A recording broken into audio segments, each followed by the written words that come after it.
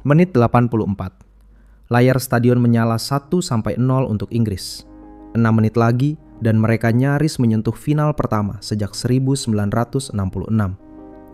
Di lingkaran tengah, seorang pria 39 tahun berdiri hampir tak bergerak. Tangan di pinggang, matanya menghitung ruang yang belum terlihat siapapun. Inggris merasa aman. Tapi inilah pertanyaannya, kalian, mengapa tim yang sudah unggul justru menyerahkan seluruh pertandingan ke wilayah tempat pria ini terus mendapatkan bola? Jawabannya dimulai dari satu angka, 12%. Menurut data Opta, itulah rata-rata penguasaan bola Inggris sejak mereka mencetak gol pembuka sampai gol kemenangan Argentina. 12% unggul, tapi menghilang dari pertandingan sendiri. Mundur dulu ke menit 55. Babak pertama keras dan tertutup. Argentina sulit menembus kotak penalti. Tapi sapuan Nicolas Tagliafico jatuh ke Declan Rice. Bola mengalir ke Morgan Rogers di sisi kanan. Umpan silang Rogers melayang ke tiang jauh. Anthony Gordon datang tanpa pengawalan. 1-0 Inggris. Semua terasa terkendali. Masalahnya, dari titik inilah keunggulan itu perlahan mulai membusuk. Dan 12% adalah bukti kematiannya. Ingat gol tadi. Gordon menit 55, assist dari Rogers. Tapi titik baliknya bukan di sini. Begitu unggul, Inggris berhenti bermain. Bukan saat kebobolan. Ini yang akan kita bongkar. Setelah unggul, Inggris malah mundur makin dalam.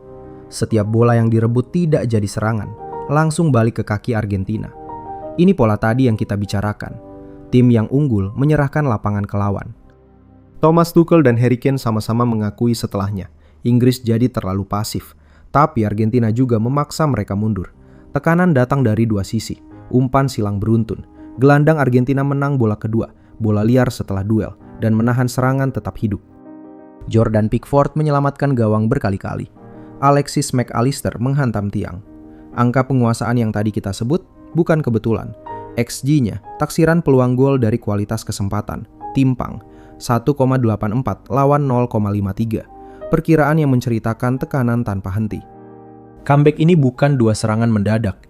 Ia lahir dari tekanan panjang. Dan di tengahnya, satu pemain terus membesar. Dribble terbanyak di turnamen ini datang darinya. Setiap Argentina butuh jalan keluar, bola kembali ke kakinya. Namanya Lionel Messi. Menit 85, Messi temukan Enzo Fernandez bebas di tepi kotak. Umpan sederhana, tepat waktu. Enzo lepas tembakan dari sekitar 20 meter. Pickford tak sampai, 1-1. Skor imbang, tapi tekanan itu belum berhenti dan waktu Inggris hampir habis. Skor 1-1 setelah gol Enzo. Tapi Argentina tidak menarik rem. 7 menit setelah gol pertama, Mac Allister melepas tembakan yang membentur tiang. Bola muntah jatuh dan satu orang sudah menunggu. Messi memungut bola muntah itu, membawanya ke sisi kanan. Maka umpan silang melengkung masuk kotak penalti. Yang menyambut, pemain yang baru masuk menit 81 menggantikan Tagliafico. Sundulan, gol. 2-1 di menit 90+2. Kalian sadar timeline-nya? Lautaro masuk menit 81. Sekitar 11 menit kemudian, ia cetak gol yang kirim Argentina ke final. Dan gol itu punya 3 sidik jari. Tembakan Mac Allister, pergerakan Lautaro, plus umpan silang tadi. Argentina membangun tekanan secara kolektif. Itu tim, bukan solo. Tapi umpan terakhir pada kedua gol yang membalik laga datang dari kaki yang sama. 2 gol, 2 assist, yaitu umpan terakhir yang langsung jadi gol. Keduanya milik satu orang. Diduga dalam catatan Opta sejak 1966, ia jadi pemain pertama yang menuntaskan 9 dribble, aksi melewati lawan tanpa kehilangan bola, sekaligus 2 assist dalam satu laga fase gugur Piala Dunia. Angka itu bukan hiasan, itu potret siapa yang pegang kendali.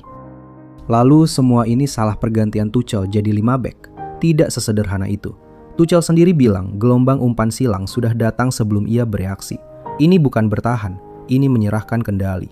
Dan yang berikutnya, kenapa Argentina malah mau diserahkan bola? Argentina kembali ke final 2 kali beruntun.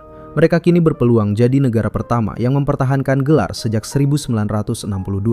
Di depan menunggu Spanyol, juara Eropa yang berani menguasai bola, persoalan yang sama sekali berbeda. Inggris membuktikan Messi bisa dikurung lama. Anomali 12% penguasaan bola tadi jadi buktinya. Tapi mengurung bukan berarti menghilangkan. Tanpa 1 gol pun, ia melepas 2 assist dalam 7 menit, skor 1-2. Ambang final yang tadi cuma sejengkal dari tangan Inggris, hilang lewat kaki pemain yang dikira sudah habis. Menurut kalian, faktor terbesar comeback ini, Inggris yang memilih mundur atau Messi yang baca momen? Tulis di kolom komentar.